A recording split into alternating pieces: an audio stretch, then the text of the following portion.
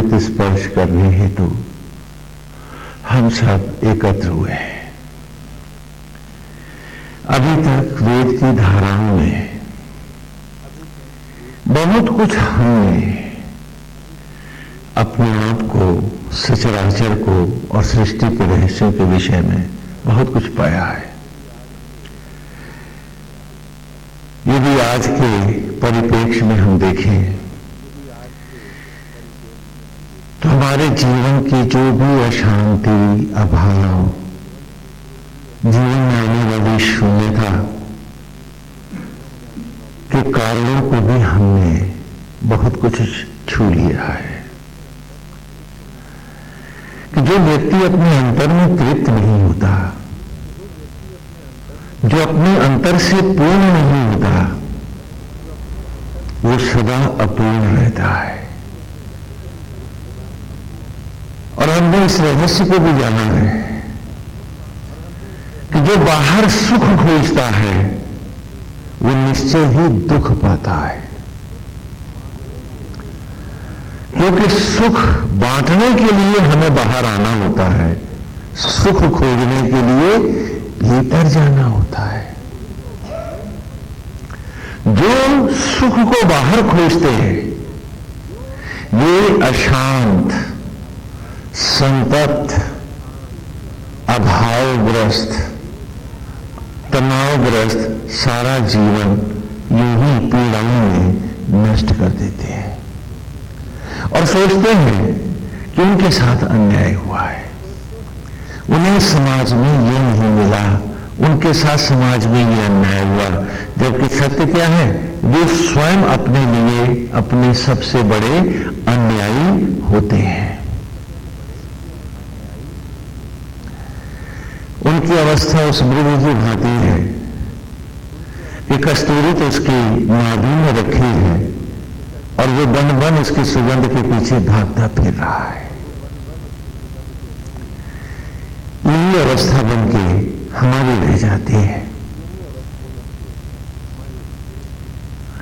वेद में, वेद के ऋषि ने हमारी मन की गुत्थियों को इतनी सरलता से खोला है और एक पूरा व्यापक स्वरूप बनाकर उसने हमारा कथाओं के माध्यम से, लीलाओं के माध्यम से, वेद की ऋचाओं में, भागवत की कथाओं में सभी प्रकार से बालक को उसका संपूर्ण स्वरूप पढ़ाया है कि जिससे वो एक सुघड़ खिलाड़ी की भांति एक कलात्मक मनुष्य योनि के जीवन को सुखपूर्वक जीता हुआ मनुष्य योनि के अभीष्ट को, यानी जो जीवन का पर्पस है, जो उद्देश्य है, उसको पा सके। और इस प्रकार पूर्व की ऋचाओं में हमने देखा कि जब बालक गुरुकुल में आया है तो उसके संदेहों का निवारण ही वेद की ऋचाओं में हमने करना आरंभ किया कि वो जिन्हें तुम घर परिवार और माता पिता समझ रहे हो, आते ही आरंभ से ऋग्वेद के आरंभ की ऋचाओं में ही हमने पढ़ाना शुरू किया कि वो निमित्त माता पिता है, निमित्त परिवार है।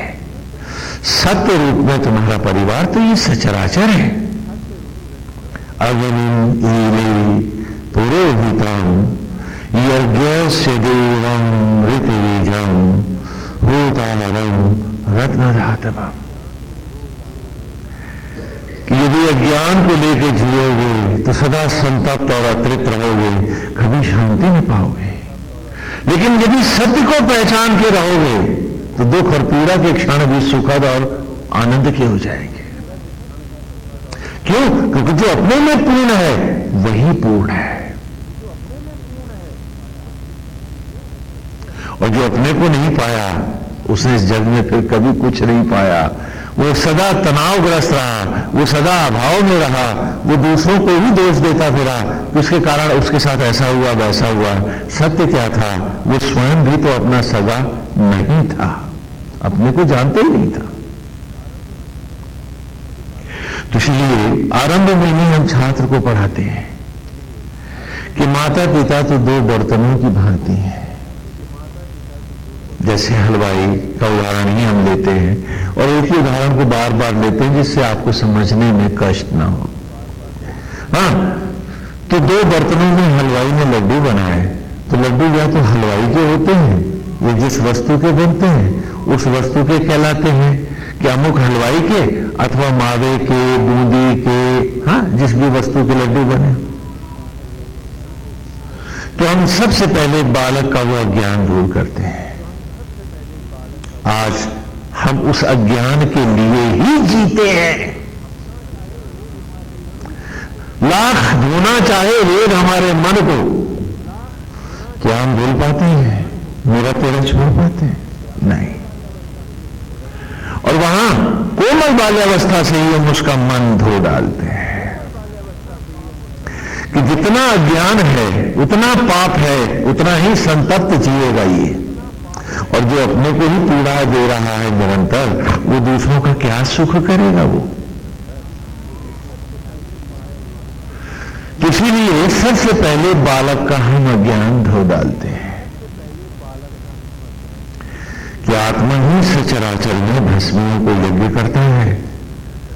राख से अन्न होता है, अन्न से शिशु होते हैं, बनाने वाला आत्मा हलवाई है, यज्ञ की ज्वाला ब्रह्म अग्नियां हैं जो दुर्गा है, पार्वती है। हाँ, आत्मा ऋत्विज है, आचार्य है, यज्ञ कर रहा है, यज्ञ करता है, प्राण उपाचार्य है, और सचराचर ही सामग्री है जिससे तू होता प्रकट है। और जैसे तू प्रकट हो रहा है वैसे ही ये सचराचर भी प्रकट होता है। ये सब पढ़ाने का उद्देश्य क्यों? यही था कि अब भी यदि इस बालक की संकीर्णताएं, असत्य और अज्ञान छूट गया तो ये सुखपूर्वक जिएगा। आज हम सब जानते हैं कि एक तन का हिस्सा हम शरीर का नहीं बना सकते। ये हमारा कैसे हो गया? और मैं उस बच्चे को भी वेद में यही पढ़ा के ला रहा हूं। ये ऋषि जो आप पढ़ रहे हैं, गुरुकुल में गुरु मंत्र के साथ पहला ऋषि हम बालक को पढ़ाते हैं। जैसी जिस स्थान की ऋषि परंपरा होती थी उसी परंपरा का ऋषि यज्ञोपवीत के साथ पढ़ाया जाता था। चारों वेदों में असल माने ऋषि है, बहुत है। तो जिस गुरुकुल की जो परिपाटी होती थी तो उसी का पाठ्यक्रम है जो आप पढ़ रहे हैं। How we use to educate the child. क्योंकि जब तक हम उसको उसके अंतर में उसकी पूर्णता, संपूर्णता नहीं दिखा देंगे तो बाहर से इच्छा लेकर के जब जिएगा तो धरती का बोझ और कलंक ही तो होगा। क्योंकि बाहर तो हमें सेवा करने आना था, न कि नोचने आना था। सेवा करने वाला तो आत्मा होकर हमारे भीतर बैठा है। और जब जब इस सत्य से समाज विमुख हुए हैं, वक्त गवाह है, वो संस्कृतियां, संततियां, वो राज्य, साम्राज्य, वो जातियां इतिहास के पन्नों में सदा सदा के लिए लुप्त हो गई है। आज यक्ष की नर नहीं है, असुर और दैत्य जातियों का भी विनाश हो चुका है। मनुष्य भी अब भ्रमित है और वक्त के साथ ये जातियां भी अपनी इन संकीर्णताओं और तृप्तियों के कारण कोई आश्चर्य नहीं कि धरती से ये भी अपना रूप मिटा बैठे। इसीलिए गुरुकुल का ऋषि सावधान है। वो जानता है कि जब तक बालक को सत्य नहीं पढ़ाया जाएगा, उसकी जीवन के सत्य के साथ नहीं जोड़ा जाएगा, वो तब तक अतृप्त और अधूरा जिएगा। और आज हर स्कूल में, पाठशाला में प्रत्येक अध्यापक, शिक्षा मंत्री, भारत सरकार सब मिलकर अच्छी नौकरी, बढ़िया तनख्वाह और मोटी घूस के लिए औलादें हम सब पढ़ा रहे हैं। उसमें यह उद्देश्य नहीं है कि हम उसको मानसिक रूप से कैसे परिपक्व करें और पूर्ण करें। और उसी का आज तमाशा हम देख रहे हैं। आपकी केंद्र सरकार फिर ढह गई है। बात वही है। कि जब बीज ही विषैला है तो पेड़ चाहे जितना बड़ा होगा, शाखाएं चाहे जहां जहां तक फैलेंगी, जितने जितने फल लगेंगे, सब जहर ही जहर तो होगा। और बीज वेद है, उसी को हमने हटाकर नए बीज डाले हैं। वेद के बीजों से हम इस धरती को हरा भरा होता हुआ देखना नहीं चाहते, इसलिए वेद को शिक्षा से अलग कर दिया है।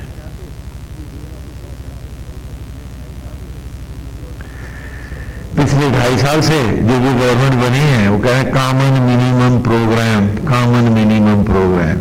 कॉमन मिनिमम प्रोग्राम क्या होता है? मतलब देश को चीट करेंगे, धोखा देंगे, क्योंकि हम सबका मत है कि एक नहीं है, इसलिए राष्ट्र को पूरी तरह से नहीं चलाएंगे, थोड़े थोड़े में चलाएंगे। तो ये देश भूखा नहीं मरेगा, इसकी अर्थव्यवस्था नष्ट नहीं होगी तो क्या होगा? और अगर आप शरीर को ही कॉमन मिनिमम प्रोग्राम में अपनी बॉडी को ले लेंगे कि भाई नाश्ता तो मिलेगा, दोपहर और शाम का खाना नहीं मिलेगा, तो ये शरीर अपनी ही चमड़ी खाएगा। और जिस दिन ये चमड़ी शरीर खा गया तो आपको मालूम है आपकी कोई हड्डी जोड़ी नहीं है, हर हड्डी अलग होगी। यही हाल तो देश का होगा। कितने कंट्रीज बनेंगे इसमें? क्योंकि सिर्फ मांस से ही हम बंधे हैं, और अगर शरीर मांस अपना खा जाए तो हड्डी का हर ढांचा अंग अंग अलग हट जाएगा, जुड़ा नहीं है, कोई नट बोल्ट नहीं है इसमें। आज वही अवस्था हमारे सामने खड़ी है। लोग पूछते हैं क्या होगा, हमने कहा हमें पता नहीं, कॉमन मिनिमम प्रोग्राम अभी कहां और ले जाएंगे। अब सरकार चलाने की बात सोचते हैं हम, देश की नहीं। बड़ी विचित्र बात है, और यही हाल इस शिक्षा का है। और वेद का ऋषि भी जानता है कि अगर इसका न्यूक्लियस, बीज इसका, सीड इसका, जो कोमल बाल्य अवस्था में इसके मन की खेती में मैंने डालना है, यदि ये बीज सड़ा हुआ निकल गया तो इसका सारा जीवन इसका ही नहीं सड़ेगा, इसकी कुल का सड़ जाएगा। और आज इसीलिए इस वेद की एक एक ऋचा के अमृत को हम देखते हैं, छूते हैं, जानते हैं, लेकिन पी नहीं पा रहे हैं। क्यों? क्योंकि वो सड़े हुए बीजों की खेती जो जन्म से भुट्टी में हमको पिलाई गई है, उसको उलट पाना, क्या करना भी तो हमारे अब बस का नहीं है। रोम रोम में जो समा चुकी है, यही तो स्थिति है। हमें कौन है जो मैं और मेरों को छोड़ करके उस पिता का होना चाहेगा? कोई भी नहीं। क्योंकि थोड़ी देर के लिए क्षणिक हम भगवान के हो भी जाए, जब मन लौटेगा तो मैं और मेरों के लिए बाकी तो दुश्मन है। क्या ये सच नहीं है? ये कितने दूर जा चुके हैं हम अपने आप से,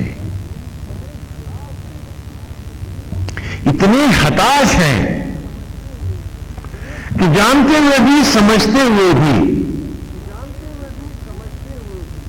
कि ये विष है, इसको जो हम पी रहे हैं, हम धीरे धीरे मर रहे हैं, फिर भी हम मजबूर हैं और विषपान किए जाते हैं। यही तो हमारी मन स्थिति रहेगी। जबकि आरंभ से ही वेद में हम देख रहे हैं कि वेद का ऋषि एक एक ऋचा में हमें बालक को यही पढ़ा रहा है कि आत्मा ही जब यज्ञ करता है, प्राण यज्ञ का सहयोगी बनता है, प्राणवायु, और तभी ये सचराचर सामग्री बनता है। ब्रह्म ज्वाला, आत्मअग्नि ही यज्ञ की अग्नियां बनती हैं, और तब जीव भी उस यज्ञ में यजमान होता है। और जब सब अर्पित होते हैं तभी नई सृष्टि होती है। यही पिछले रविवार की हमारी ऋचा भी थी कि इंद्रेण संग ही द्रक्षसे संयोग मानो अभिवेशा मंदो समान वर्चसा। पिछले रविवार की ऋचा है जो आपने ली है। इंद्रेण संग ही द्रक्षसे, कि ब्रह्म ज्वालाओं में ऐसा नहीं है कि सामग्री चली जाए और उत्पत्ति हो जाए, ऐसा नहीं होता है।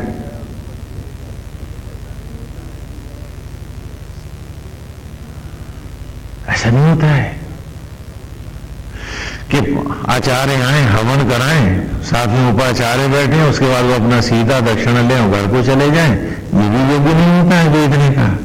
आप तो यही करते रहे। बोला इस यज्ञ से भी उत्पत्ति नहीं होती है। कि आपने ढेर सारी सामग्री अपना बना के बैठ गई, आप हवन को बैठ गए हो, आपने भी आहुतियां दे डाली हैं और यजमान भी उसके बाद अपना पंगत को खिलाने में बैठ गया, बोला ये भी यज्ञ नहीं होता है। अरे तो फिर यज्ञ क्या होता है?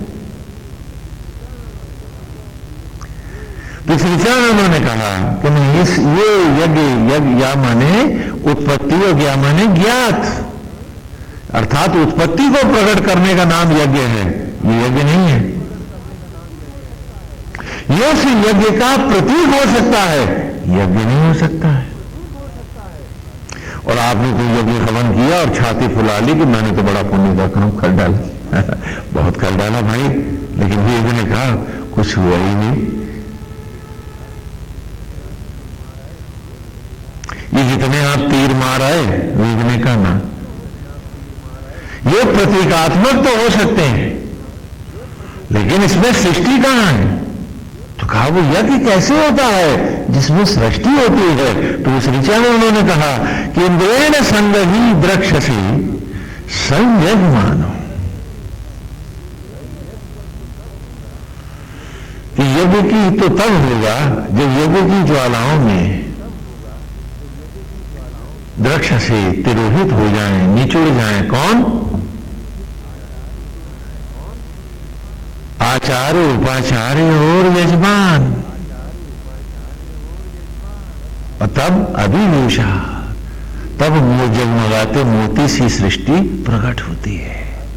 ऐसे नहीं होती है कि तूने स्वाहा गाया, उन्होंने मंत्र पढ़े, हाँ उसने घृत का संचार किया, उसके बाद तीनों घर को चले गए। पूछने लगे स्वामी जी इसके हवन की वो कब यहां से हटाना होगा? आज उठा सकते हैं, अभी कुछ एक आध दिन रखना पड़ेगा, आप कहां फेंकेंगे? गोमती में कि कहां फेंकेंगे? ये वेद ने कहा ये पढ़ाने के लिए था छात्रों को पढ़ा कुछ भी नहीं, खाली कबूतर खरबूजा गोभी जी गाते रहे तुम जिंदगी भर, और जबकि कबूतर से कहा, खरबूजे से कहा और गोभी से कहा पढ़ना, तो वो तो पढ़ा ही नहीं।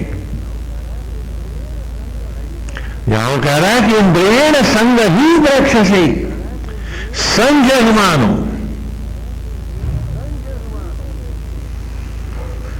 ये सृष्टि ऐसे नहीं होती है। जब यज्ञ होता है ब्रह्म ज्वालाओं में, ब्रह्म अग्नियों में, इंद्रिय, तो उसमें संयुक्त होकर के निचुड़ जाते हैं आचार्य, उपाचार्य और यजमान भी। तब एक सुंदर नवजात शिशु प्रकट होता है जिसमें तीनों होते हैं, आत्मा, आचार्य, प्राण, उपाचार्य और जीव यजमान। अगर इन तीन में एक भी ना होगा तो उत्पत्ति अपूर्ण होगी या पूर्ण होगी? बोलो बोलो बोलो। तो तुम्हारे इस हवन में क्या पैदा होता? क्योंकि जब तक आत्मा भी नहीं निचोड़ता है उस शिशु को, आत्मा से जीवन भी तो नहीं मिलता है। और प्राण ना निचोड़ेंगे तो जीवन पाएगा कहां से? और जीव भी जब तक उस यज्ञ में अर्पित नहीं होगा उस देह को धारण में प्रवेश कैसे पाएगा? तो हर उत्पत्ति की को प्रकट करने का जो यज्ञ है उसकी एक मर्यादा है कि यजमान, आचार्य और उपाचार्य सामग्री के साथ तिरोहित होते हैं, निचुड़ जाते हैं द्रक्ष से। और जब वो सब उन गर्भ की ज्वालाओं में, ब्रह्म अग्नियों में अपने आप को पूर्णता से एक होकर के अर्पित करते हैं, तब उससे एकत्व सृष्टि प्रकट होती है, एक नवजात शिशु के रूप में, जिसमें आत्मा आचार्य के रूप में प्रकट है, प्राण भी उपाचार्य के रूप में विद्यमान है, और जीव यजमान न होगा तो सृष्टि का प्रयोजन क्या होगा? तीनों है। और सामग्री न होती तो शरीर कहां होता? अभी यज्ञ यदि हम अपने पंडितों को पढ़ा दें तो आपके घर कोई हवन ही करने नहीं आएगा, बूढ़ा उठा के यज्ञ में न डाल देगा। तो कौन करेगा हवन आपका? हाँ? शायद इसीलिए इन ऋचाओं को हम पढ़ना भी नहीं चाहते, जानना भी नहीं चाहते। जबकि हमारे सामने वेद कह रहा देख हर, तो वेद कह रहा कि हर घर में, प्रत्येक गर्भ में, सचराचर में यज्ञ के द्वारा ही उत्पत्ति है और यज्ञ की मात्र यही मर्यादा है कि इंद्रेण संगहि द्रक्षसे संजमानो अभिभूषा मंदु समानव। जो आनंद की सृष्टि हुई है मानवों की, वो इसी अर्चना, इसी यज्ञ के द्वारा ही तो वो पुनः एक नया रूप प्रकट हुआ है। तभी तो ये सृष्टि जीवन को धारण कर पाई है, तभी तो गतिमान हुई है। वो यज्ञ जिसमें आप स्वाहा और आहा गा के चले गए, उसमें न तो आपका अर्पण है, न आपका समर्पण है, न आपकी चाह है, न लगन है। अब तो खाली औपचारिकता कैसी को का निर्वाह करने आए हो। उस यज्ञ से उत्पन्न क्या होता? ये बाहर की यज्ञ कुंड और हवन आदि तो तुम्हें सृष्टि के रहस्यों को पढ़ाने के लिए गुरुकुल में हमने धारण कराए थे, और जीवन पर्यंत इन्हीं यज्ञों को करने के लिए हमने आपको कहा था। क्यों? कि जैसे जिससे आपको सत्य रूपी यज्ञ की सदा सुधि, ध्यान, ज्ञान, स्मृति बनी रहे। कल्पना कीजिए कि पीस टाइम है, शांति है, देश में कोई अशांति नहीं है, तो भी तो हम सुबह शाम अपनी सेनाओं की कवायद कराते हैं, मिलिट्री की परेड कराते हैं। क्यों कराते हैं? जिससे आर्मी सदा फिटनेस में रहे, जरूरत पड़ने पर युद्ध के लिए सन्नद्ध हो सके। इसीलिए तो कवायद, पीटीओ, परेड कराई जाती है। बोलो कराते नहीं कराते? तो वेद ने कहा कि बाहर का यज्ञ, पूजा पाठ, हवन, माला, भजन, कीर्तन क्या है? मन की आध्यात्मिक पुष्टता के लिए कवायद है। क्या है? और अगर आर्मी के सोल्जर कवायद को ही जीवन मान लें और लड़ाई के लिए जब वो वक्त आए तो वहां आर्मी फील्ड में जाकर के लड़ने के बजाय कवायद करने लगे, तो देश का कितना भला होगा? बोलो बोलो। तो आपने कवायद को उपलब्धि कैसे मान लिया? आपने कैसे मान लिया कि मैंने सुबह शाम माला फेरी है, भजन कीर्तन करेंगे, पाठ पूजा कर ली है तो मैंने भगवान पे एहसान ला दिया है? ये आपने कैसे मान लिया? क्या कवायद भी एहसान होती है? हम नहीं जानते इस बात को, और हम समझते हैं कि हमने जो सुबह शाम जो कवायद, पीटी, परेड कर ली है वही सब कुछ है। स्वामी जी सारे ग्रंथ यही कह रहे हैं, हर संप्रदाय यही बोल रहा है। कहा वो तो बात ठीक है भाई, वेद पढ़ाएंगे तो फिर ये संदेह नहीं रहने देंगे, क्योंकि ये सत्य नहीं है, ये झूठ है। आप किसी ड्रामे में आपको पार्ट मिला है, आपने 1 महीना उस पार्ट के लिए, उस मतलब जो भी आपको अभिनीत करना है, अभिनय में जो पात्र आप बनाए गए हैं उसका आपने 1 महीने रिहर्सल किया, पूर्वाभ्यास किया नाटक का। मंच पे आप आए नहीं और आप चाहें कि आपको बढ़िया इनाम दे दिया जाए कि इसने अच्छा नाटक किया, कोई देगा आपको? तो रिहर्सल युद्ध तो नहीं है, युद्ध का अभ्यास है।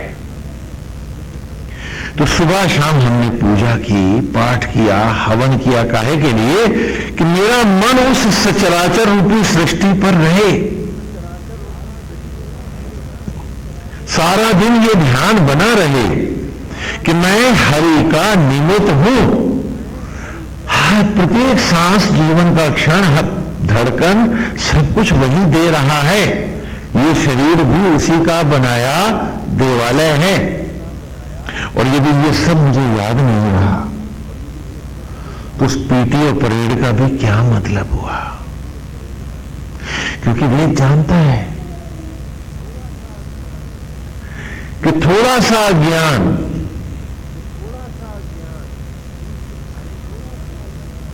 भी इसके सारे जीवन में अंधेरा छा सकता है। जैसे बहुत बढ़िया स्वादिष्ट भोजन में थोड़ा सा जहर सारे खाने को विषाक्त कर देता है। खाना भर पॉइजन की जरूरत नहीं होती है, खाने में थोड़ी सी ही पॉइजन की जरूरत होती है और सारी पंगत मर जाती है। उसी प्रकार असत्य और अज्ञान का थोड़ा सा अंधेरा भी इसके जीवन को बर्बाद कर देगा। इसलिए सुबह शाम की पूजा है, पाठ है, बाहर के ये हवन और यज्ञ हैं। तो यदि वो उद्देश्य ही नहीं है और आप समझ रहे हो कि मैंने हवन किया तो लॉटरी निकल आए, तो मैं समझता हूं आपने एक और बड़ा भारी पाप और अन्याय अपने साथ कर लिया है। अपने आप को एक और धोखा दे डाला है। एक बात और मैं आपसे पूछता हूं कि एक व्यक्ति जो बीमार है, क्या है? बीमार है, उसे 104, 105 डिग्री बुखार है, क्या उससे हम आर्मी की कवायद कराना चाहेंगे? बोलो। और अगर वो कवायद करने लगेगा तो क्या होगा? बोलो क्या होगा? मर जाएगा वो। और वो मर जाते हैं हम सब। और आश्चर्य है कि इतनी बड़ी बात को हम सारी जिंदगी नजरअंदाज करते रहते हैं कि रोगी व्यक्ति की कवायद रोगी व्यक्ति का विनाश करती है। तो जिसका मन रोगी है, ईर्ष्या से, द्वेष से, चिंता से, लोभ से, मोह से, बदले की भावना से, असत्य और अज्ञान से, उसकी पूजा और पाठ का कवायद भी तो उसका विनाश ही तो करेगी। उसे रोगी को कवायद कराने का मतलब उसे मौत देना ही तो है। और हम उस रोगी मन का उपचार नहीं करते हैं। उससे उसको तो हम बड़ी सरलता से ले लेते हैं कि अरे वो तो होता ही रहता है। कितना बड़ा धोखा हम अपने आप को देते हैं कि बीमार से परेड नहीं कराई जाती और यहां बीमार की बीमारी का ध्यान ही नहीं दिया जाता, खाली परेड करा करके सिद्धियां खोज रहे हैं हमारे सारे सिद्धगण। क्यों है? बड़ी भारी सिद्धियां मिल जाएंगी। व्यवहारिक जगत में हम में प्रत्येक व्यक्ति जानता है कि रोगी से व्यायाम कराने का मतलब उसकी हत्या करना है। और हम हैं कि अपने से भी बाज नहीं आते। इस रोगी मन का भी उपचार करना होता है, इसका हमें कोई ध्यान नहीं है। हमें अपने आचरण से, विचार से, व्यवहार से जीवन को पवित्र करना है, उसके लिए हमें कोई तैयार नहीं है।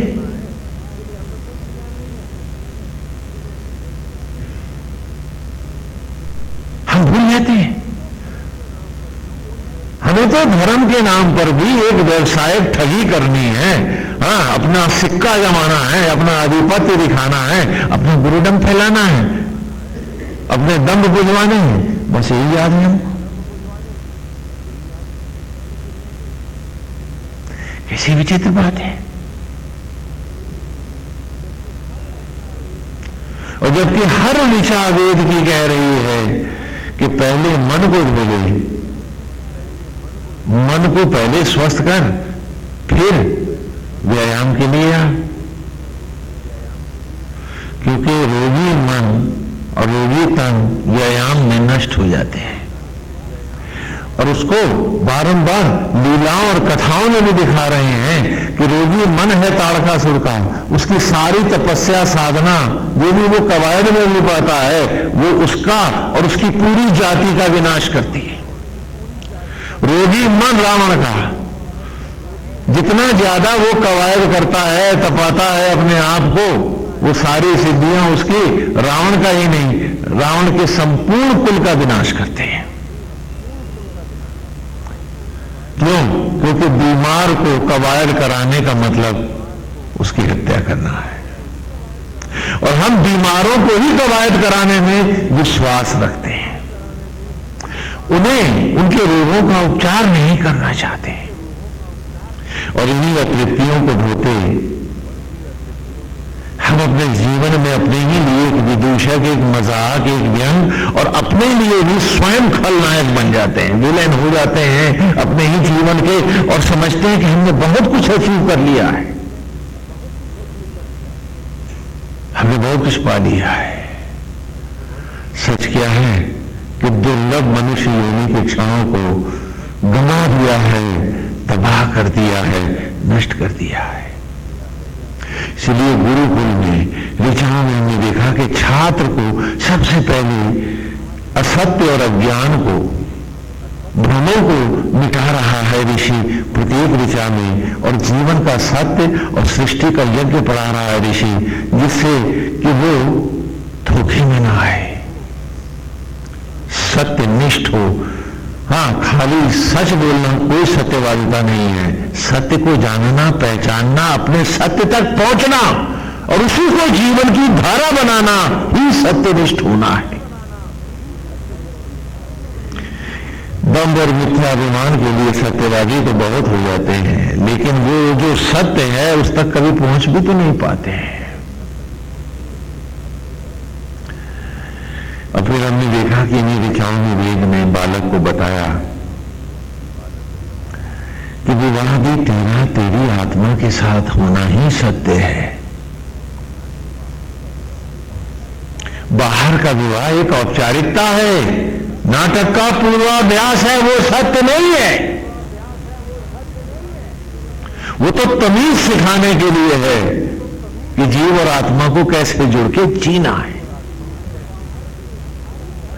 तो बाहर के हर कर्म का उद्देश्य अंतर्मुखी होना है, न कि बाहर ही बाहर भटक जाना है। आज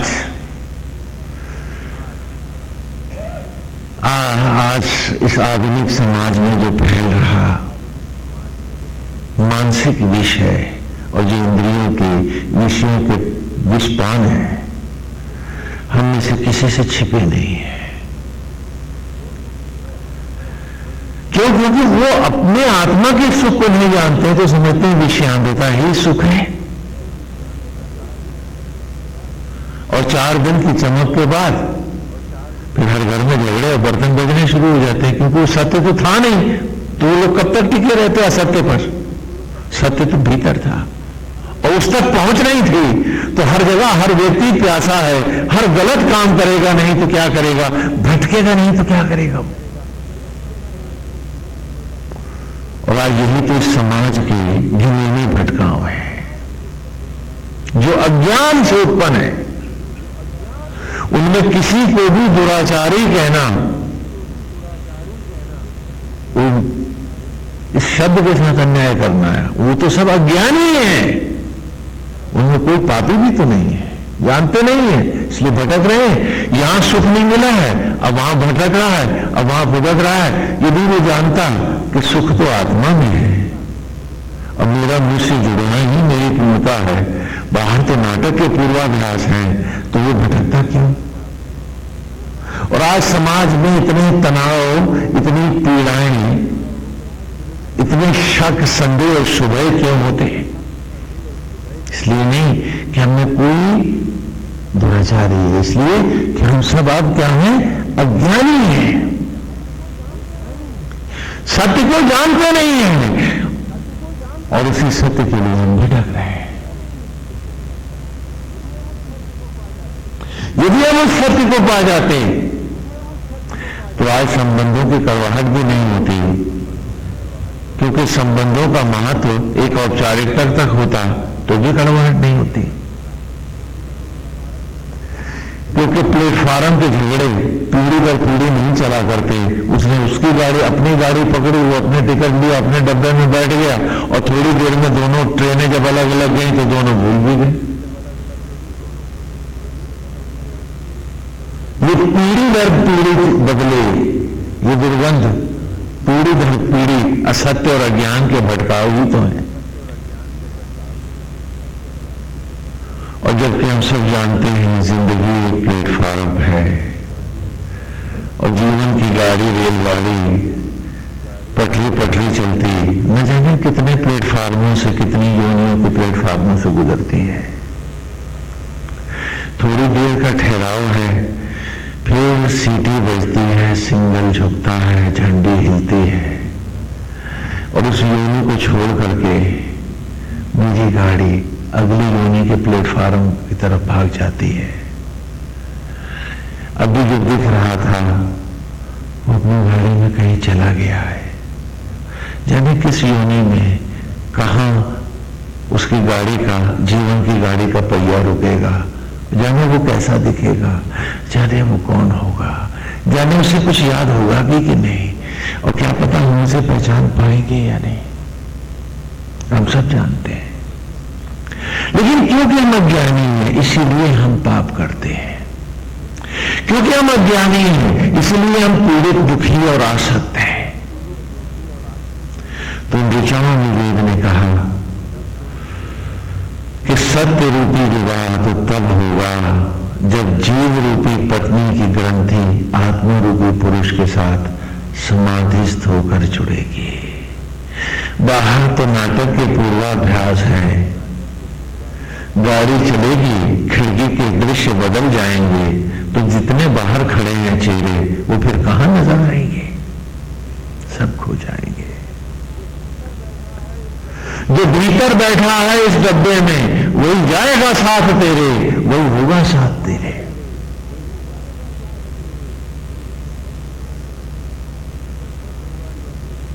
जब जब होगा यज्ञ आत्मा ही तेरा साथ होगा आचार्य बनकर, प्राण उपाचार्य होगा और जीव रूप तू यजमान होगा।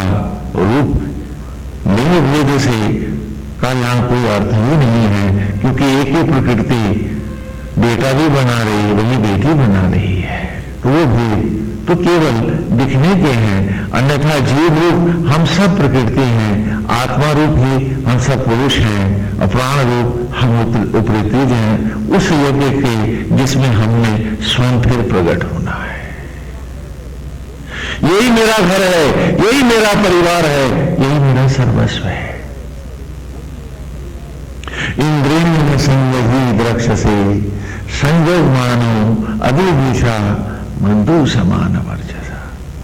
कि इसमें कोई बाहर का चाहे आहुति दे करके, कोई बाहर का चाहे मंत्र गा के चला जाए, उस यज्ञ से उत्पत्ति न होती।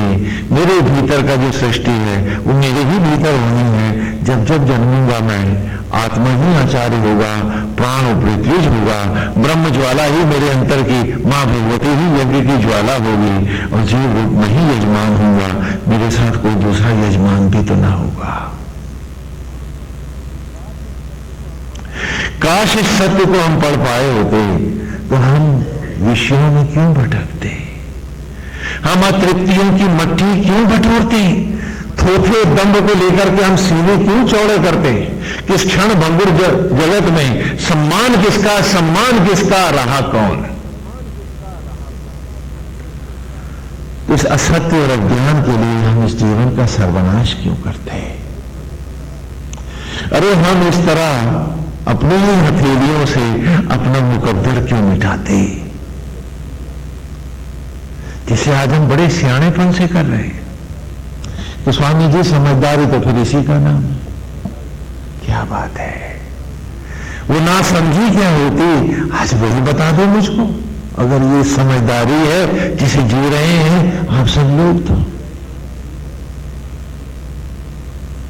बड़े तीर मारे हैं, बहुतों को धराशायी कराए हैं, और भूल गए कि धराशायी वो नहीं, मेरी जिंदगी के लम्हे हो गए हैं, वक्त हो गया है। वो क्षण जो अमृत के थे उम्र के वो खो गए हैं। मैंने दूसरों को नहीं पटका है, अपनी जिंदगी को पटक आया, नीचे दिखाया। काश हम इतने ही जान पाते। इसी को लीला कथाओं में भी दिखलाया कि राम और जानकी जानकी का विवाह नहीं हो सकता है। कब तक? जब तक शिव का धनुष रखा है। शिव है प्रलय का देवता, प्रलयंकर है वो। मृत्यु है कि सीमा का नाम ही यहां धनुष है। तो जब तक मृत्यु की सीमा न टूटे, विवाह कैसे होगा? कि जो स्वयं क्षण भंगुर है, चिता की लकड़ियों पर बीवी अलग जलेगी, वो अलग जलेगा, विवाह किसका हुआ? कौन जुड़ा था? क्योंकि तुम्हारे हर असत्य, क्योंकि मौत ने हर बार दिखाया कि वो जिसे तू मान रहा था वो भी सच नहीं था, वो भी सच था क्या? क्योंकि जब तक शिव का धनुष बीच में रहा, उस धनुष के अर्थात मृत्यु की सीमा के रहते हुए जितने विवाह हुए वो सब आधे और अधूरे ही तो हुए। क्योंकि जो मिले थे इस क्षण भंगुर जगत में, चंद क्षणों के बाद बिखर भी तो गए थे। आए अलग थे, गए अलग थे। तो राम और जानकी का विवाह कब होगा? क्योंकि राम यहां आत्मा का प्रतीक है, गदगदवासी आत्मा है, श्री राम है, परमात्मा का लीला अवतार है, अर्थात आत्मा है। और जानकी यहां जीव का अभिनय कर रही है, समर्पिता व्यक्ति का। तो जीव और आत्मा का मिलन कब होगा? जब मृत्यु की सीमा खंड खंड हो जाएगी, तभी तो असीम होकर जीव और आत्मा विवाह करेंगे। इसलिए राम और जानकी का विवाह नहीं होगा और नहीं होता है। लेकिन हमने तो कहा नहीं, वो नहीं, जो हम करते हैं वही होता है। और हम जो भी करते हैं बड़ी समझदारी से करते हैं। इतना दहेज भी लेते हैं, इतना ये भी करते हैं, बैंड बाजी भी करते हैं, और भूल गए कि ये पूर्वाभ्यास था। श्रीमान ये रिहर्सल है, अंतर में मंच लगा है, अभिनीत यहां होना है। और वही हमको चौथे सूत्र में वेद ने पढ़ाया था कि स्वरूप जो मसी देवी देवी।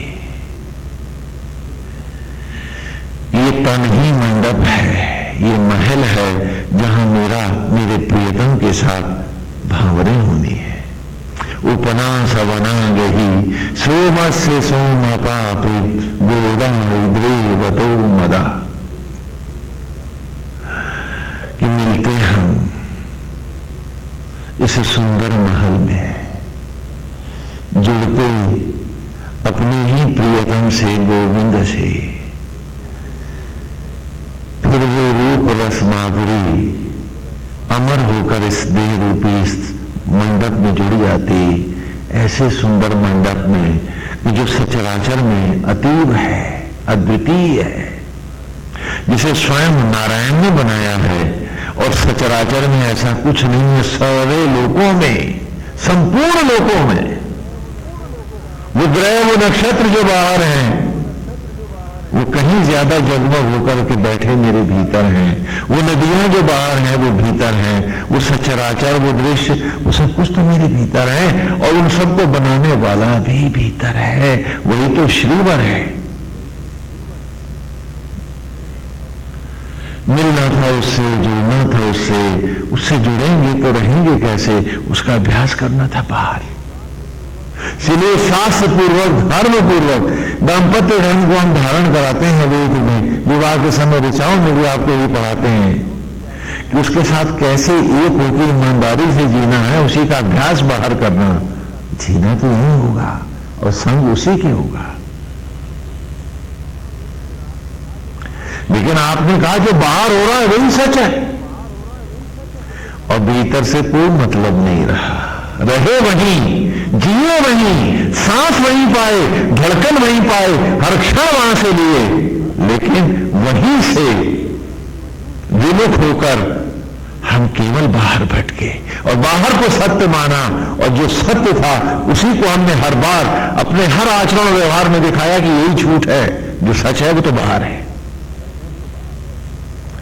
और उसी ठेकेदारियों में, थोथे दम्भ में, हमारा जीवन नष्ट होता रहा, मिटता रहा और यूं हर क्षण हमें लुटते चले गए।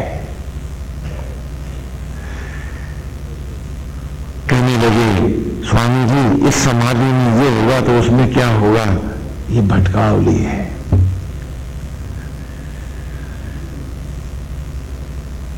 कोई फलाना योगी है, कोई ठिकाना योगी है, जाने कहां कहां भटकते रहे।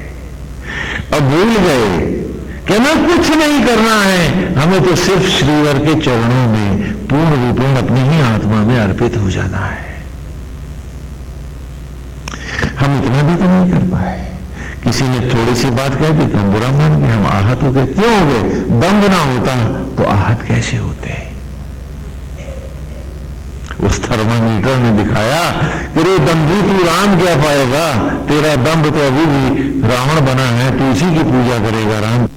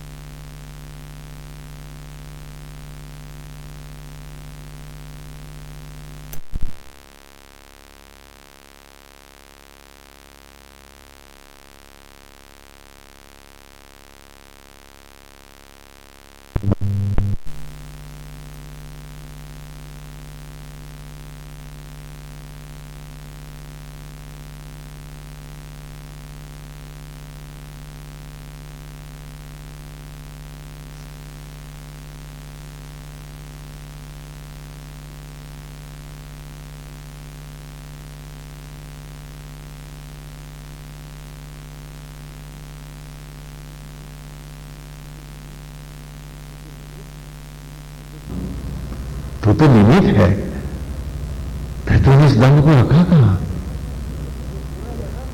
तुझे बुरा लगा कैसे? जाहिर है कि तूने राम की हत्या कर दी है, तूने ईश्वर का अंत किया है, तभी तो तुझे क्रोध आया, तभी तो तुझे चिंता हुई, तभी तो तुझे दंभ आया, ईर्ष्या, द्वेष, लोभ और मोह हुआ। क्योंकि जब तक वो आराध्य तेरा मरा नहीं था, ये सब गंदे विचार तेरे मन में आए कैसे? लेकिन हम पूछते नहीं अपने आप से। माला फेरी तो उसकी सुबह तीसरी और शाम को तीसरी, बीच में राम का कोई काम ही नहीं, आउट। उससे कहा कि तू भीतर नहीं आना, अब मेरे जो मन में आया मैं करूंगी। सुन, क्या आप ईश्वर नहीं था, मर गया था क्या वो? नहीं तो उसको बुला करके हमने गंदे विचारों को अपने जीवन में स्थान दिया कैसे? और ये धोखा जो अपनी आत्मा से कर रहा है, वो अगला जन्म पाएगा कहां? क्योंकि आत्मा ही की कृपा से ही तो अगला रूप भी आएगा, और धोखाधड़ी उसी के साथ। और हम सब सच्चे हैं, ईमानदार हैं, बड़े पुजारी हैं। एक एक ऋचा ऋचा हम पढ़ते आ रहे हैं। हर कथा में उन्होंने दिखाया है कि जीव और आत्मा का मिलन, शिव का धनुष टूटने के बाद भी मत भूल के रावण भटका सकता है, और तू है कि धनुष को यथावत रखे है और जाने कौन से सपने से जाए बैठा है। अभी तो कथा राम की पूरी बाकी थी कि जीव और आत्मा के द्वैत में भी जरा सी असावधानी और ले गया रावण जानकी को। वो अजर अमर भी छूट जाएंगे जो कहीं मृग तृष्णाओं के मृग बीच में आ जाएंगे, अतृप्तियों के चाहत की तो। और हमारे पास सिवाय अतृप्तियों के स्वर्ण मृगों के अतिरिक्त और है ही क्या? ये कर लिया है, ये और कर लें। और वक्त हंसता है हम पर कि जिंदगी को धोने और बेचने वालों की इस जमात में ये क्या पाएंगे? ये तो सब गंवाने आए। कैसी विचित्र बात है।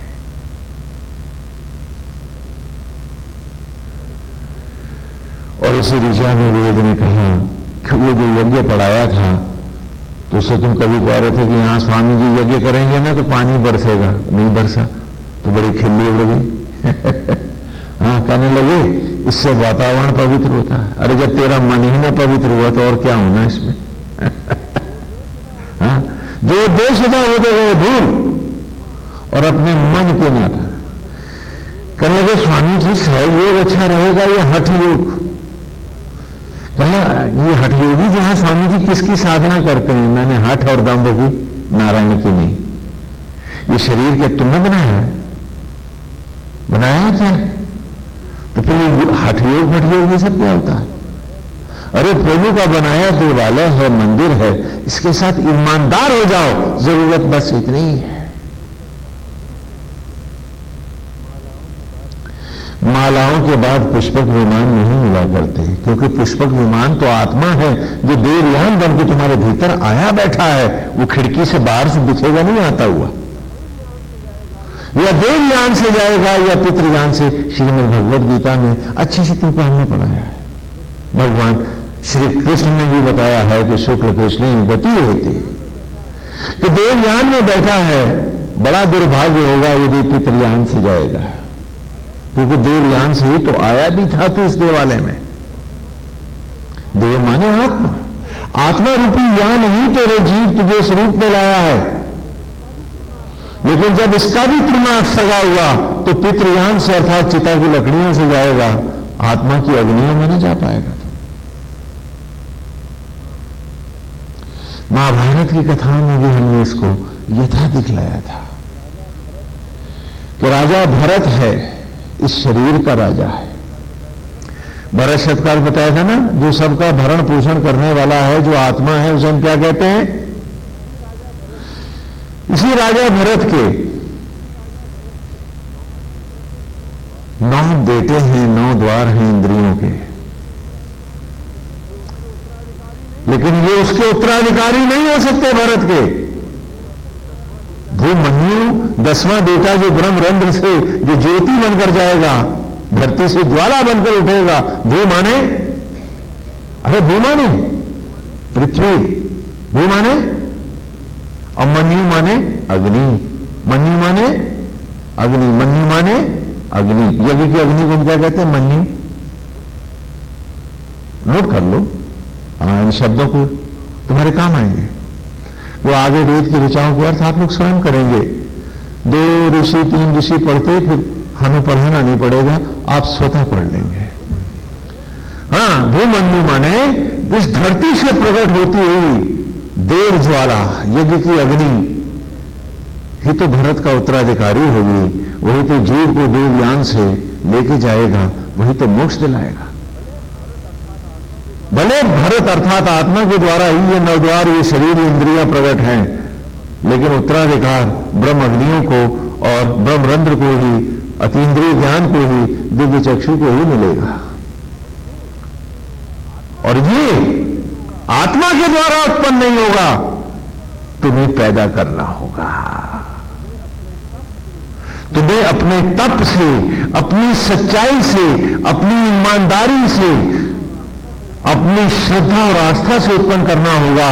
और वे जीव ये तेरे द्वारा तपा हुआ भूमन्यु ही भरत का उत्तराधिकारी होगा, अर्थात भरत होगा, अद्वैत हो जाएगा, अमर हो जाएगा। मैंने जैसे आपसे कहा कि एक ऐतिहासिक घटना को पृष्ठभूमि में रख करके बालकों को हम उनका स्वरूप पढ़ाते थे, किसी में लोक कथाओं का भी समावेश होता था। कालांतर में इतिहास न मिलने की पीड़ा से पीड़ित हमारे विद्वत समाज ने इन कथाओं को आड़ा टेढ़ा करके ऐतिहासिक बना डाला, जबकि ये आध्यात्मिक उद्देश्य के लिए, बच्चों को पढ़ाने के लिए थी। इतिहास जरूर रहा है, मैं मना नहीं कर रहा हूं, लेकिन ये ऐतिहासिक महाकाव्य नहीं है। इतिहास को केवल उदाहरण के रूप में, एग्जाम्पल के रूप में लेते हैं और हर बालक को उसके जीवन का सत्य पढ़ाते थे गुरुकुल शिक्षा में। तो इसलिए राजा भरत है, अर्थात आत्मा से ही जिससे देह उत्पन्न है, उसी से तो 9 द्वार है इंद्रियों के। हाँ, लेकिन इनमें शक्ति और सामर्थ्य नहीं है कि तुम्हें मोक्ष दिला दे, कि तुमने हठ योग कर लिया तो तुम मोक्ष के अधिकारी हो गए। ये सब दिमाग से निकाल दो। तुम हठ के अधिकारी हो सकते हो, और हठ तो राक्षस है, तो तुम्हें किसी पतित योनि में ही तो ले जाएगा। तुम्हें नारायण के साथ योग करना है, न कि दंभ के साथ, हठ के साथ। तो कहा उसके लिए तो भूमन्यु है, अर्थात प्रकृति, भू माने पृथ्वी, प्रकृति, प्रकृति अर्थात जीव जी जब उस अग्नि को उत्पन्न करेगा,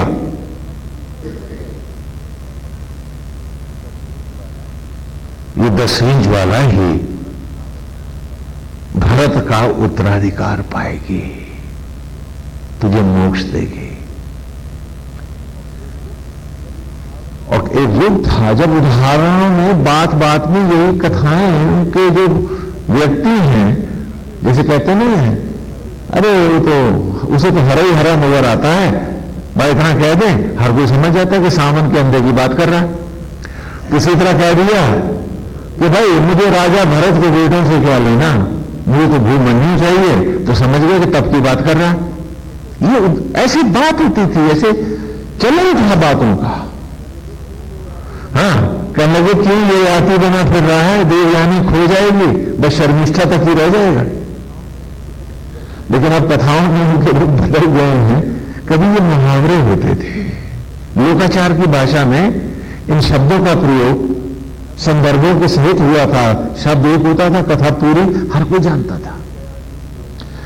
लोग गया, युग गए, चलन गया, लेकिन बीज हमारे पास अभी भी मौजूद हैं। तो इसलिए हम पेड़ का तना कैसा है, पत्तियां कैसी हैं, वेद में आकर अच्छे से जान सकते हैं।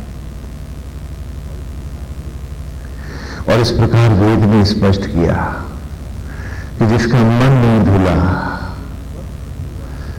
वो स्वस्थ नहीं हुआ, और जो स्वस्थ नहीं हुआ उसका व्यायाम उसकी मौत का कारण ही तो बनेगा। वो रावण होगा तो, ताड़कासुर होगा तो, ताड़का होगी तो, हिरण्यकशिपु होगा तो, रोगी मन तप के द्वारा विनाश ही पाएगा। और हम उस रोगी मन को सुधारना नहीं चाहते हैं। बाहर निकलते ही फिर वही सियाणापन, फिर वही ठगी की बातें, फिर दूसरे को चीट करने का मन, यही सब हमारा रह जाता है। लगता है जैसे अब इस मन में हम नहीं विचरण करते, मन ने हमें अपना बंधन बना के रखा हुआ है, गुलाम बना लिया है। तो हम तब क्या करेंगे, हम साधना क्या करेंगे, हम श्री हरि का ध्यान क्या करेंगे। और आज की ऋचा में भी यज्ञ की बात फिर आई है।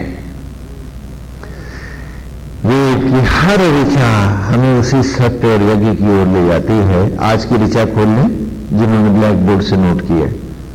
हाँ, अब तो हमने एक एक शब्द का अर्थ भी कर दिया उसमें, जिससे आप लोगों को कोई परेशानी ना हो। अन्वदेव अभिदेव मखा सह स्वदैव चति गणैर इंद्रस्य कामय, गणैर इंद्रस्य कामय। संधि विच्छेद करें। अनुमानी नहीं, कहते नहीं अनाधिकार साधिकार। हाँ, तो नकारात्मक शब्द है अन। वध कहते हैं मारना, हत्या करना। तो अनवद्देव जो कभी मारे नहीं जा सके, जिनकी मृत्यु संभव ही नहीं है, अर्थात अजर अमर। अनवद्देव अभी माने सम्मुख होना, जो माने ज्योतियां, रश्मियां। तो अनवद्देव अभिदेव मखा, मखा माने यज्ञ, मखा माने यज्ञ। तो अनवद्देव अभिदेव मखा कि अमर रश्मियों का सम्मुख कराने वाला मखा जो यज्ञ है, अर्थात वो ईश्वर, वो आत्मा, वो ब्रह्म ज्वालाएं जो प्रज्वलित हैं हम सबके भीतर। अनवद्देव अभिदेव मखा सह स्वदर्शति, सामान्य संयोग करना, संयुक्त होना, जुड़ना, अद्वैत करना। स्व माने आत्मा, और अर्चति माने अर्चन करना, पूजन करना, वंदन करना, सामग्री को यज्ञ की ज्वालाओं में तिरोहित करना, अर्पित होना। तो अनवद्यैर अभिदेवोर्मखा सह स्ववर्चति।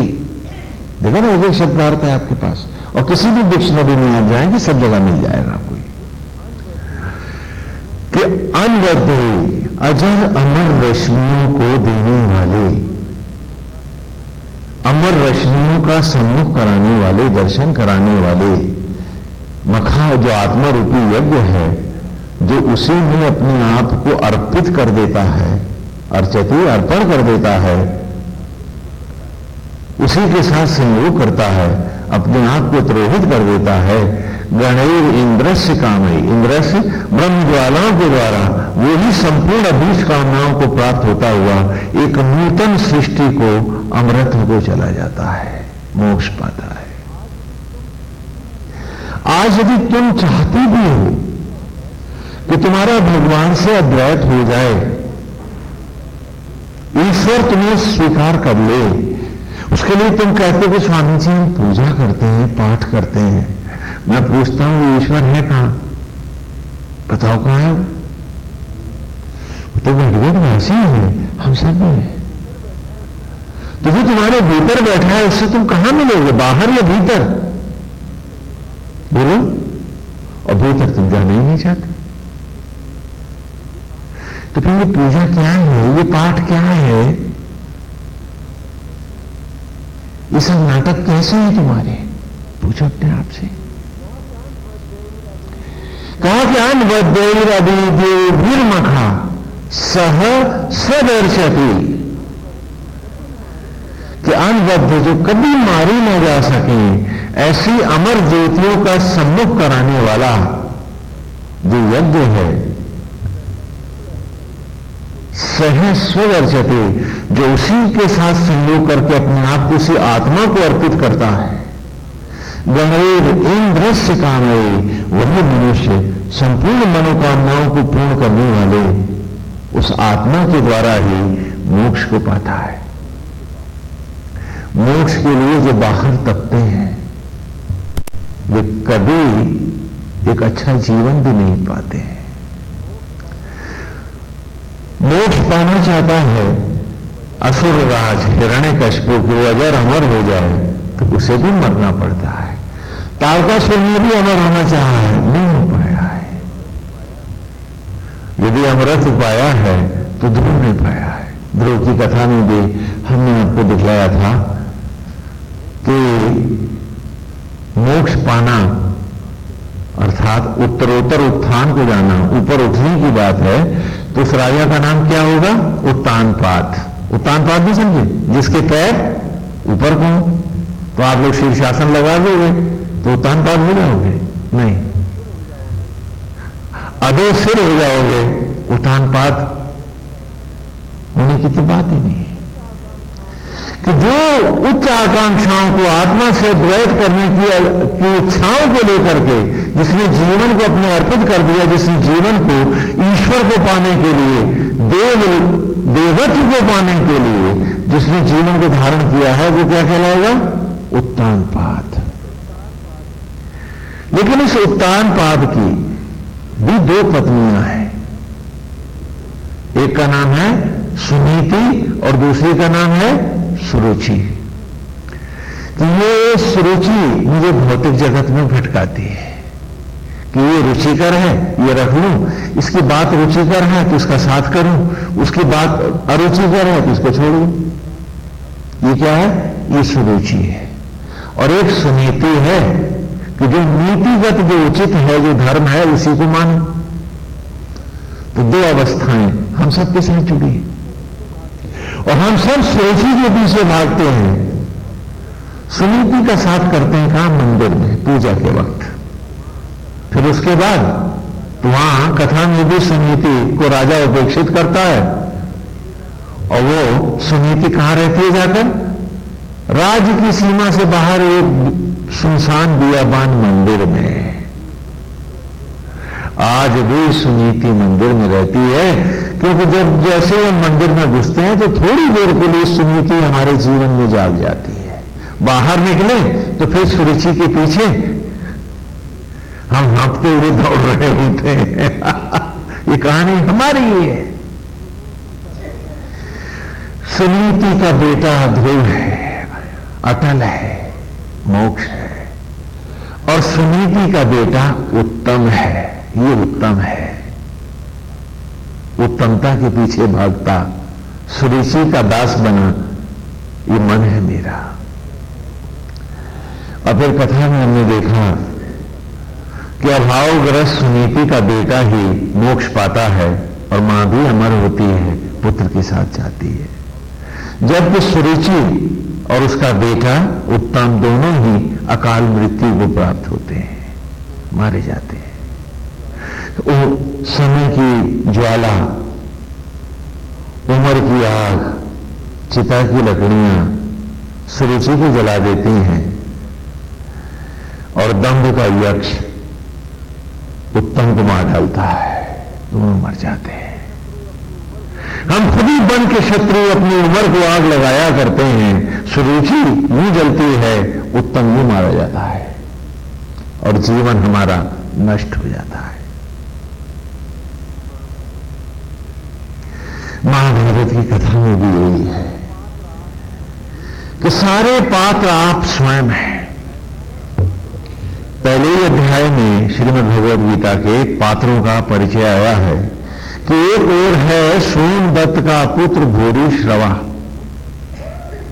हाँ, अर्थ कर लोगे? सोम कहते हैं मन को, सोम कहते हैं चंद्रमा को। बोलो मालूम है? सोमवार है ना, तो चंद्रमा किसका प्रतीक है? मन का। दत्त माने उत्पन्न, बेटा, दिया हुआ। तो मन के द्वारा दिया हुआ अर्थात उत्पन्न किया हुआ सोमदत्त का पुत्र कौन है? भूरिश्रवा। अर्थ तो करे भूरिश्रवा के। भूरि माने प्रचुर, अत्यधिक, बहुत ज्यादा, और श्रवा माने सुनना, सुनाना। तो मन के द्वारा उत्पन्न किया हुआ भूरिश्रवा क्या है? अफवाह, झूठ, प्रपंच, आडंबर। आज वही हमारा सब कुछ है, सर्वस्व है। तो एक और है सोमदत्त का पुत्र भूरिश्रवा। बोलो समझ में आ रहा है पात्र? और दूसरी ओर महाभारत में उसके विपरीत अर्जुन के साथ जो भूरिश्रवा से युद्ध कर रहा है उसका नाम क्या है? सात्यकी। सत्य जिसका आधार है, जो सत्य पर टिका हुआ है।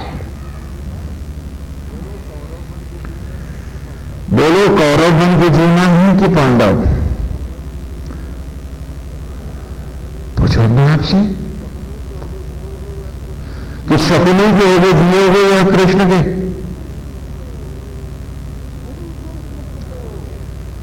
यदि तुम कृष्ण के हो तो सात्यकी तुम्हारा साथी है, और यदि तुम कुरु वंश में पैदा हो गए, तुम्हारा मन आज धृतराष्ट्र बन गया है, अंधा, कि जो सुन के नहीं सुनता है, देख के नहीं देखता है, जान के भी नहीं जानना चाहता है, तो तुम क्या हो? सोमदत्त के पुत्र भूरिश्रवा को अंगीकार करोगे। और आज झूठ, अफवाह और प्रपंच सच से कहीं ज्यादा प्रियकर है, नहीं है क्या? उसी के सहारे तो जीना चाहते हैं। बेबाक बेवजह झूठ बोलने की भी आदत हो गई है अब हमारी। क्यों? क्योंकि भूरिश्रवा हमारा सगा संबंधी जो है,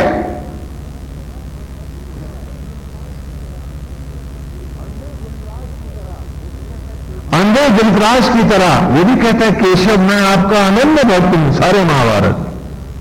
लेकिन हाय मेरा बेटा दुर्योधन, वो आलम सबका है नहीं कि हम सब कहते हैं नारायण मन तो आपके हैं, लेकिन मेरे इस दुर्योधन दुशासन का भी तो थोड़ा ध्यान करो ना। जो भले ये झूठ बोल रहे हैं, बच्चे माफ कर दो, ये अन्यायी है तो भी इन्हें माफ कर दो, पांडवों के खिलाफ इनका साथ दे दो ना केशव। क्या बात है? हाँ? और महाभारत महाभारत युद्ध हमारा जीवंत साकार दर्शन है कि भीषण संग्राम चल रहा है। भूरिश्रवा और सात्यकी भयंकर युद्ध कर रहे हैं महाभारत में। सब लोग स्तब्ध देख रहे हैं कि आज दो अति बलशाली ऐसे जूझे हैं कि सब स्तब्ध हैं। और तभी सात्यकी को उठाकर भूरिश्रवा पटक देता है और उसके सीने पर चढ़ बैठता है। अफवाहें बहुत बार सत्य को धराशाही तो कर देती हैं, लेकिन धुएं का भी कोई अस्तित्व नहीं होता। अर्जुन उसे सावधान करता है कि भूरिश्रवा, तुम न्यर्थ सारथी का तलवार से वध कर रहे हो, यह अनुचित है। लेकिन वो नहीं मानता और वो चाहता है कि उस सात्यकी का सर काट दे। अर्जुन फिर उसे सावधान करता है कि युद्ध की मर्यादा के विपरीत है, तलवार फेंक कर लड़ो उससे। वो नहीं मानता है तो अर्जुन बाण मार के उसका हाथ काट देता है। और हाथ के कटते हुए कृष्ण के कहने पर अर्जुन ने बाण चलाया है। सात्यकी भूरिश्रवा को पटक के मार डालता है। अफवाहों का अंत होता है और सत्य की पुनः स्थापना होती है। तो अफवाहों के जितने ऊंचे बाजार गर्म करोगे मित्र, बाढ़ बेगो अंधेरे तुम्हारे मुंह पर ही कालख बनकर पुत जाएंगे। मत फैलाओ धुओं को इतना कि तुम्हारा हर अंग काला काला नजर आए, धुएं से धुंधला हुआ। महाभारत की कथाओं के पात्रों का यही यहां प्रयोजन है जो महाभारत में हम पात्रों के द्वारा पढ़ाते हैं। इसी प्रकार सारे पात्रों में देखो तो तुम्हें स्वयं स्पष्ट हो जाएगा कि हमने उदाहरणार्थ एक इतिहास को उदाहरण के लिए just for the sake of example लिया है, अन्यथा हम हर पात्र को उसके जीवन का ही दर्शन करा रहे हैं। हर पात्र यहां बालक के जीवन के नाना भाव है। एक और पिता में भीष्म पहले अध्याय की श्लोकों में से मतलब आमने सामने का वर्णन भी है उसी श्लोक में। तो कहता है कि मैं देख रहा हूं, वक्त संजय कहता है, वर्तमान कहता है काल से, धृतराष्ट्र से, अंधे वक्त से, कि पश्यताम पांडु पुत्राणाम, कि मैं देख रहा हूं। तो एक और कौन है? एक और भीष्म है और दूसरी ओर कौन है? शिखंडी है। भीष्म शब्द का अर्थ यदि आप अमरकोश में जाएंगे, डिक्शनरी में जाएंगे तो आपको मिलेगा भीष्म माने भयानक, भयानक रस, विष और राक्षस। कोई सांप बिच्छू, इसका अर्थ भीष्म होता है। और शिखंडी का अर्थ कोई नपुंसक नहीं होता जो अक्सर लोग लगा लेते हैं। शिखंडी का अर्थ है माथे पर मोर पंख की पूंछ को, मोर पुच्छ को रखने वाला। उसे संस्कृत में क्या कहते हैं? शिखंडी। तो शिखंडी नाम मोर का है, शिखंडी नाम विष्णु का है, शिखंडी नाम भगवान श्री कृष्ण का है, शिखंडी नाम भोले बाबा का। शंकर जी मोर पंख लगाते हैं बहुत सी लीलाओं में। हाँ, बोले समझ में ना है। तो मोर जो है वही तो सांप और बिच्छू और विष को मारता है। तो फिर महाभारत में भीष्म को कौन मारेगा? शिखंडी। एक और द्रुपद पुत्र धृष्टद्युम्न है और दूसरी ओर आचार्य द्रोण है। ये भी पहले श्लोकों में जो आरंभ के पहले के श्लोकों में वर्णन है, परिचय है। द्रोण कहते हैं, द्रोण माने काला घना बादल। द्रोण माने काला घना बादल। द्रोण माने काला कौवा, मुर्गा खाने वाला मोटा काला पहाड़ी कौवा। उसे संस्कृत में क्या कहते हैं? द्रोण कहते हैं। द्रोण काले बिच्छू को भी कहते हैं। और द्रोण काले घने बादल को भी संस्कृत में कहते हैं। एक पर्वत का भी नाम द्रोण है, आपने सुना होगा, द्रोणांचल या द्रोणगिरी पर्वत। हाँ, ये मध्य में आता है भारत की दक्षिण की तरफ। और द्रोण एक मेजरमेंट का भी, नाप का भी, को भी द्रोण कहते हैं। 20 बांस जोड़े तो क्या बना? एक द्रोण। तो यहां एक तरफ आचार्य द्रोण है और दूसरी तरफ द्रुपद पुत्र कौन है? धृष्टद्युम्न। इतना लंबा नाम आया, पूरा परिचय के साथ आया है, तो यह कवि का देने का उद्देश्य है। द्रुपद कहते हैं जो तीव्र पदु हो, जो तेजी से चले, तो जो तेज दौड़ता है वायु, उसे हम संस्कृत में क्या कहेंगे? द्रुपद। तो तीव्र पद चलने वाला तूफान, हवा, इसे काला घना बादल जैसे आकाश में स्तंभित कर लेता है, रोक लेता है द्रोण।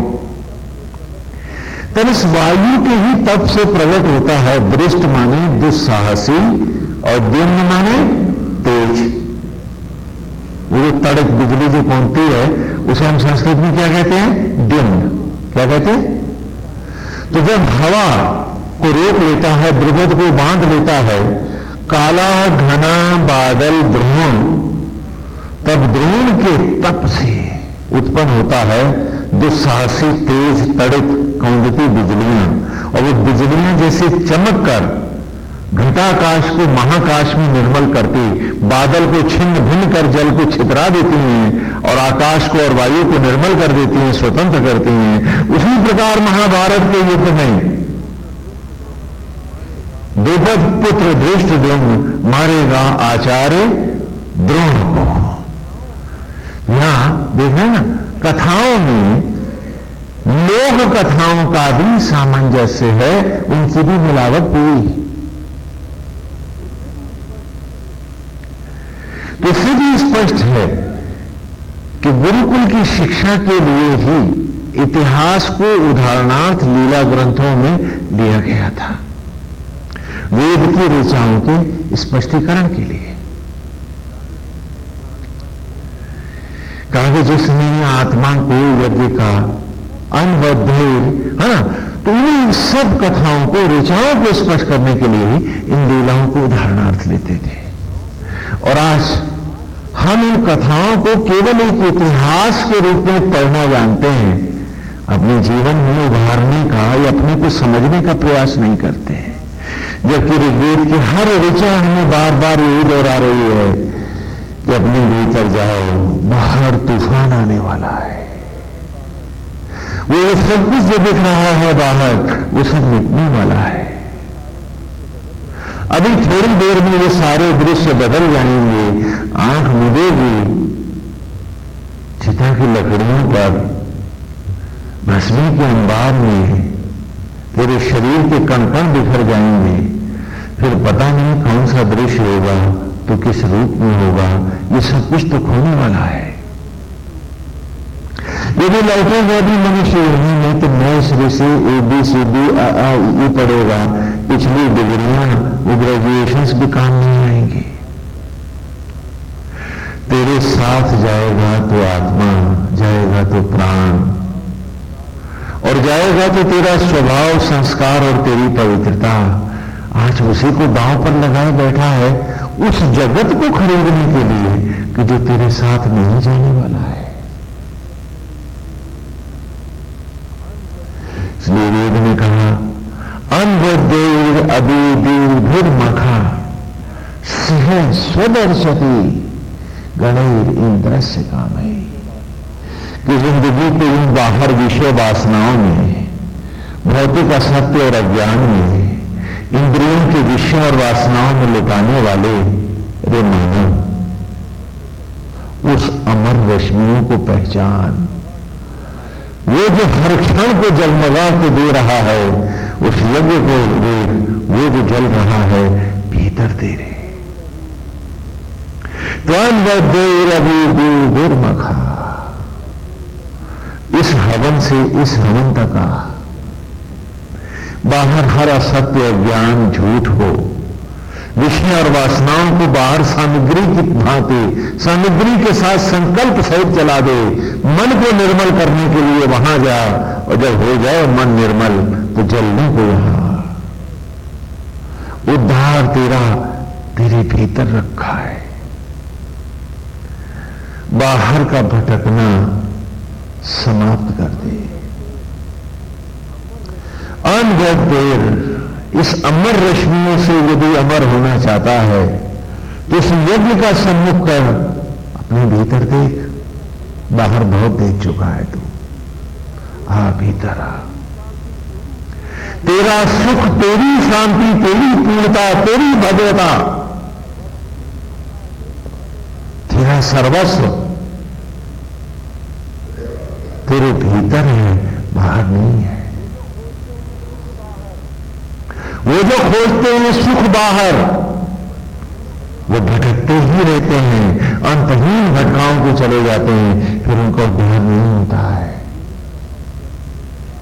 इसलिए पूरी तरह से अपने को आश्वस्त कर कि कस्तूरी भीतर है, वही मिलेगी। भीतर का जगत ही अपने को पूर्ण करने के लिए है, उस भव्यता को, सत्य को पाने के लिए है, और बाहर का जगत तो उसकी भव्यता, सुख को बांटने के लिए है, लेने के लिए नहीं, देने के लिए है। जो बाहर पाना चाहेंगे वो अशांति, असत्य, अज्ञान और पाप के अतिरिक्त और कुछ नहीं पाएंगे। जो भीतर सब कुछ पालेंगे, जो बाहर जब बांटने आएंगे तो सत्य, निष्ठा, सुख और अमृत इस कुदरत को भी बांट के जाएंगे। तो बांटने वाला बन, समेटेगा तो मौत है, बांटेगा तो मोक्ष है। तो बाहर समेटने की मनोवृत्तियों को लगाम लगा,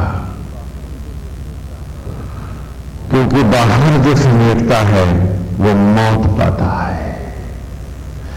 तुझे जो चाहिए वो तेरे भीतर रखा है। देखो क्या बात है। मैं एक अरबपति को जानता हूं, उसके पास ढेर सारा खजाना रखा हुआ है, अथाह पैसा है उसके पास। कमरे में उसने ताले लगाए थे, चाबी उसकी खो गई है। और मैं उस खरबपति को जानता हूं कि सड़क चौराहों पे खड़ा भीख मांग रहा है। क्या तुम नहीं जानते उसको? कहीं कह रहा है एक पैसा दे दे, कहीं कह रहा है एक मकान दे दे, कहीं कह रहा है मेरे बच्चों के लिए रोटी दे दे। है वो खरबपति? भीतर खजाना है, लगा ताला है, चाबियां खो गई हैं। वो चाबी नहीं खोजना चाहता है, वो ताले नहीं तोड़ना चाहता है, भीख मांगना चाहता है। और वो खरबपति हम सब हैं, हम सब हैं, हम सब हैं। त्रैलोकेश्वर आत्मा, संपूर्ण सचराचर का स्वामी आत्मा होकर मुझ में प्रतिष्ठित है, और मैं भिखमंगा बना बाहर झूठे गिनने षड्यंत्र करता फिर रहा हूं। नहीं तो कल रोटी कैसे खाऊंगा? मुझे भिखमंगे को देखो जो भीतर अरबपति है, बाहर भिखमंगा, नितांत भिखमंगा है, और बंद लिए घूमता है। बड़ा सियाना है वो। क्या अवस्था है हमारी। सारा वेद, सारा तप, जप, पूजा पाठ उसके सर के ऊपर से गुजर जाता है, और भिखमंगा सिर्फ भीख का ठोकरा लिए कटोरा पकड़े रह जाता है। क्या विचित्र बात है। और यही इस ऋचा में कह रहा है वेद हमसे कि अनवद्ध, अजर, अमर, जो कभी मरती नहीं, अभी भी जिन ज्योतियों का सम्मुख कराने वाला जो यज्ञ है, जो परमेश्वर है, जो आत्मा है, वो बैठा है भीतर। सहस्र अर्चती, आकर इसके भीतर अर्चन कर, पगले खोल इसके ताले। कौन सा युग है जब तू नहीं था? कौन सा ज्ञान है जो तुम्हें प्राप्त नहीं है? तेरे भीतर रखा है सब कुछ। और बिन पैरों के धुएं का प्रेत बना, तो बाहर विषांत जगत से लिपटने की कोशिश कर रहा। न धुएं का अस्तित्व न अस्तित्व तेरा, क्या कर रहा है? जहां अस्तित्व है वहां पर आ, और छोड़ इस थोथे दंभ को, झूठी बातों को, इस असत्य और अज्ञान को। चल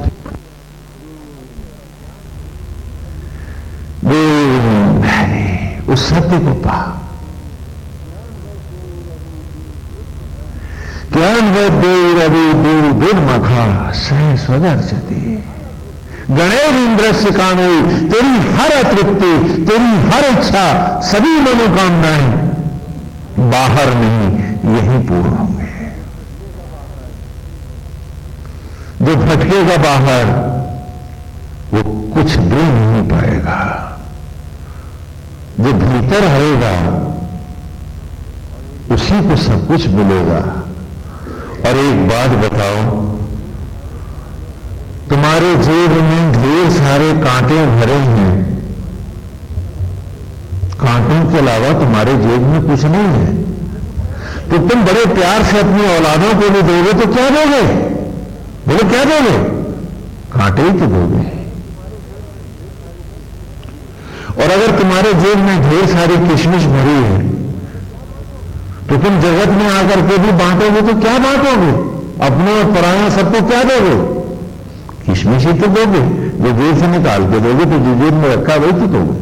तो जो स्वयं अपनी आत्मा से सुखी नहीं है वो निर्धन अपनी औलादों को भी सुख देंगे कहां से?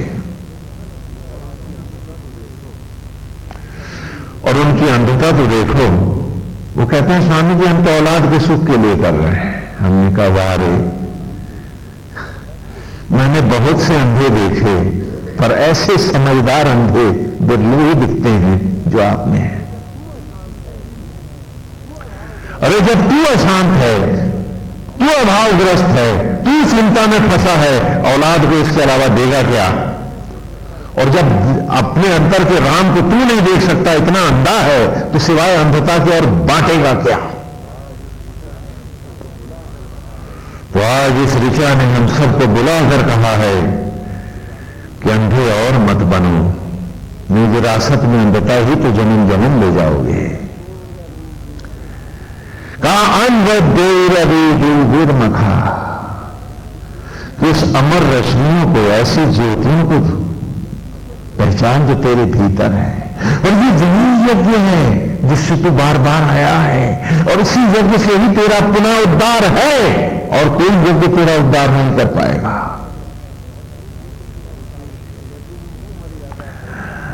क्योंकि इस यज्ञ में ही मर्यादा है कि आचार्य उपाचार्य और यजमान सामग्री के साथ यज्ञ में समाएगा, और अभी दिशा और मोती से एक जगमग नया जीवन प्रकट हो जाएगा। एक नवजात सुंदर सूरज सा उगता हुआ शिशु तू होगा, यहां भी और देवत्व में भी। निर्भर तुझ पर करेगा। वो बाहर के यज्ञ, बाहर के असत्य और अज्ञान को मिटाने के लिए है। ये भीष्म है, ये कुंवारा है, ये कुछ उत्पन्न नहीं करेगा। ये कृष्ण है, आत्मा यज्ञ है, इससे तू प्रद्युम्न होगा। प्रा माने अमर और द्युम्न माने ज्योतियों को धारण करने वाला, अर्थात देवत्व में ज्योति में प्रकट होगा। तो बता, इस सत्य में आना है या अंधे बनकर सिर्फ अंधता को ही बटोरते रहना है? कि समय उम्र बीतती जा रही है, वक्त गुजरता जा रहा है, वेद का अमृत भी छूता है और मैं फिर भटक जाता हूं। ध्रुव को बुला देता हूं, सुनीति से रिश्ता तोड़ देता हूं, उनसे कहता हूं मंदिर तक रहना, वहीं आऊंगा मैं मिलने तुमसे। और बाकी सारे कपड़े बढ़िया बढ़िया उत्तम के लिए बनवाऊंगा, उत्तम के लिए उत्तम होगा, और सुरुचि के लिए ही सुरुचिपूर्ण जीवन होगा मेरा।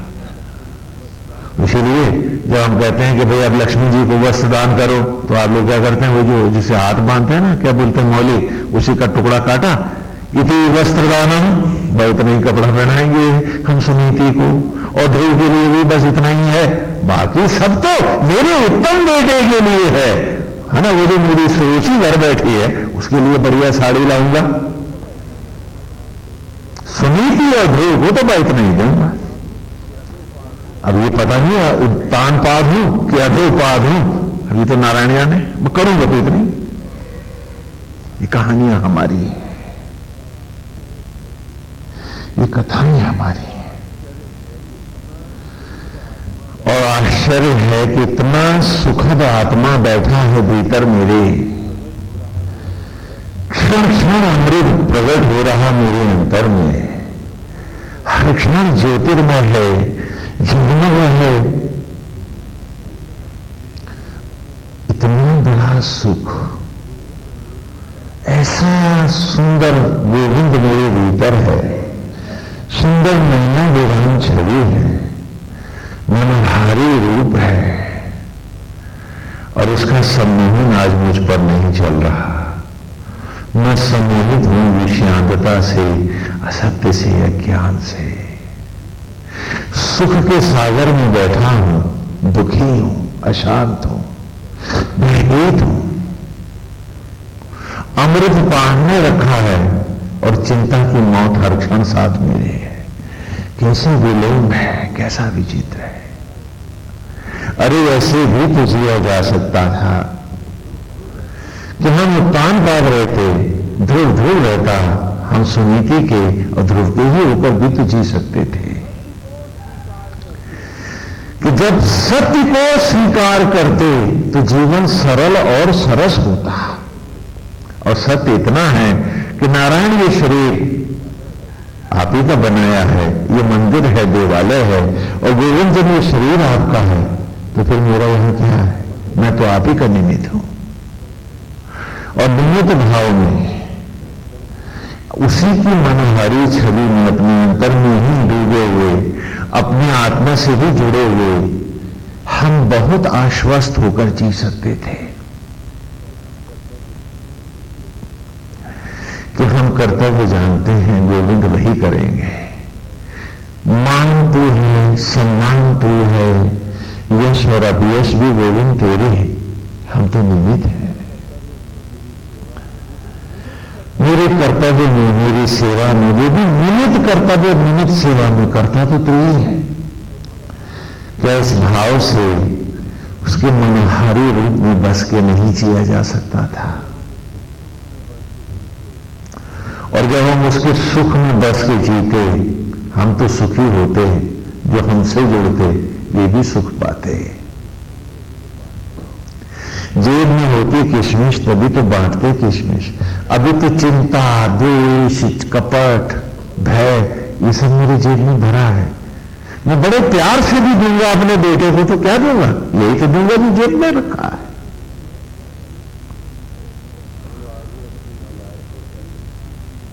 और वो आगे अपनी औलाद को क्या देगा?